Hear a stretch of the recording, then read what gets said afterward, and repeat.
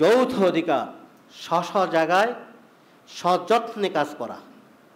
আল্লাহ রাব্বুল আলামিন স্বামী এবং স্ত্রীকে কিছু ক্ষেত্র দিয়েছেন এবং তাদের পরস্পর কিছু দায়িত্ব আছে, এবং এই দায়িত্ব যদি কেউ অবহেলা করেন, সেই স্বামী তার স্ত্রীকে জবাবদিহি করুক বা না করুক, স্ত্রী তার স্বামীকে প্রশ্ন তুলুক আর না তুলুক, উভয়ই কিয়ামতের ময়দানে আল্লাহর কাছে দায়ী হবে। কারণ বিবাহ বন্ধন কার মাধ্যমে হয়েছেন?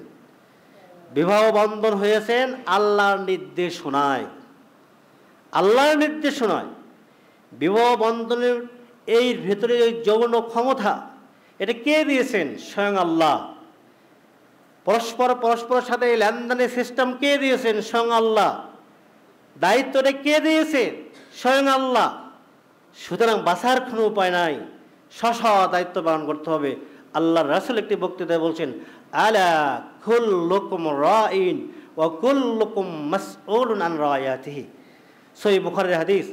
হে মানুষ, জেনে রেখো, তোমরা প্রত্যেককেই দায়িত্বশীল। প্রত্যেকটি ব্যক্তিকে স্ব দায়িত্ব সম্পর্কে আল্লাহ জিজ্ঞাসিত করবেন। এরপর আল্লাহ রাসূল সিরিয়ালি বলা শুরু করলেন। এর মধ্যে রয়েছে ওয়ার রাজুলু রাইন আলা আহলি বাইতিহি।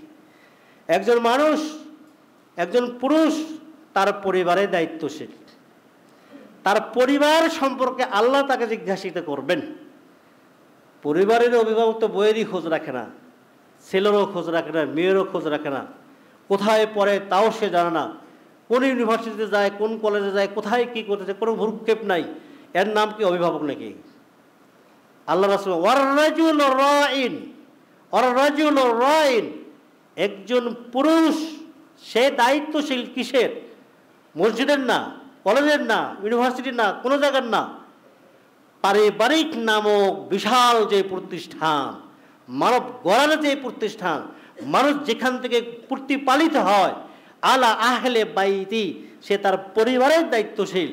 পরিবারের প্রত্যেকটি পার্সন সম্পর্কে কিয়ামতের ময়দানে জিজ্ঞাসিত করা হবে, এই হলো তোমার পরিবার, তোমার বউ এটা কেন করছিল, তোমার মেয়ে কেন এটা করেছিল, তোমার ছেলে কেন এটা করেছে, তুমি কেন এই দায়িত্ব পালন করো নি? বাঁচবেন? পক্ষান্তর আল্লাহ রাসূল বলছেন,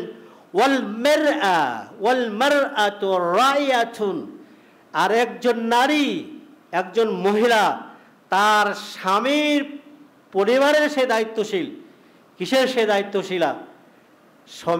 স্বামী তার সন্তানকে এবং তার মালকে, তার অর্থকে দেখা, সুন্দরভাবে নিয়ন্ত্রণ করা, সুষ্ঠুভাবে পরিচালনা করা, এর দায়িত্ব একটা মহিলার।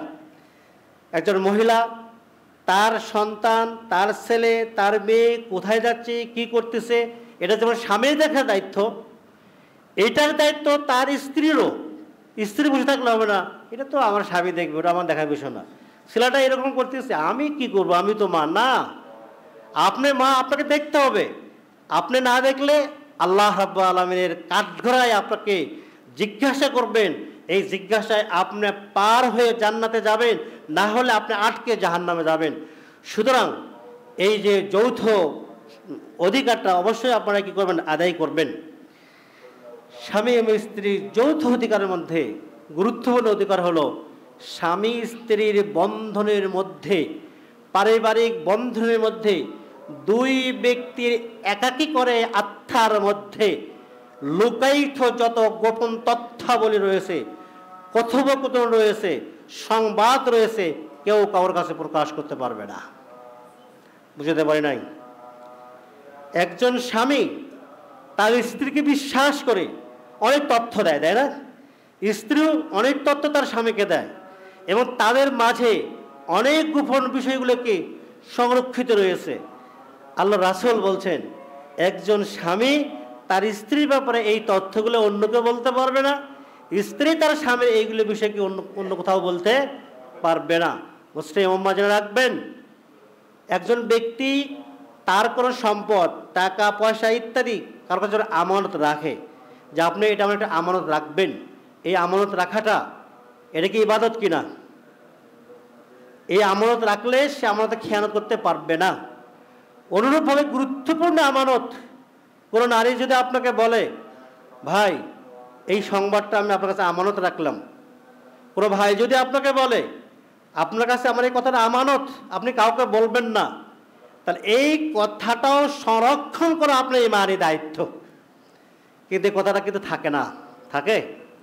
দেখবেন স্বামী স্ত্রীর মধ্যে একটু বিরোধ হয়েছে, স্ত্রীর কাছে ওই স্বামীর চেয়ে জঘন্যতম মানুষ আর পৃথিবীতে নেই, যার সাথে একটু আগে ভালো সম্পর্ক ছিল।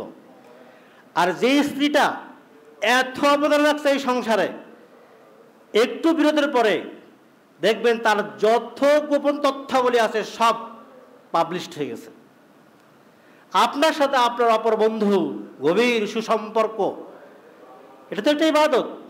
বন্ধুত্বর সুলভে অনেক লেনদেন আপনি করেছেন, কথার লেনদেন, যা গোপন রাখার কথা, একটু বিরোধ হয়ে গেছে, চলে গেছে ফেসবুকে, যাচ্ছে না, চলে গেছে পত্রিকায়, চলে গেছে গণমাধ্যমে। মুসলমানদের এই আমানতধারী আজকে কমে যাচ্ছে। যাই হোক, স্বামী এবং স্ত্রীর মধ্যে অনেক লুকায়িত বিষয় আছে, যে বিষয়গুলো তারা পরস্পর গোপন রাখবে এবং একে অপরকে এগুলো দেখাবে না।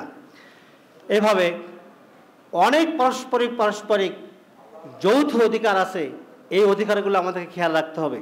আমাদের সময় শেষ, সর্বশেষ অধিকারের কথা আমি যেটা আপনাদেরকে বলবো,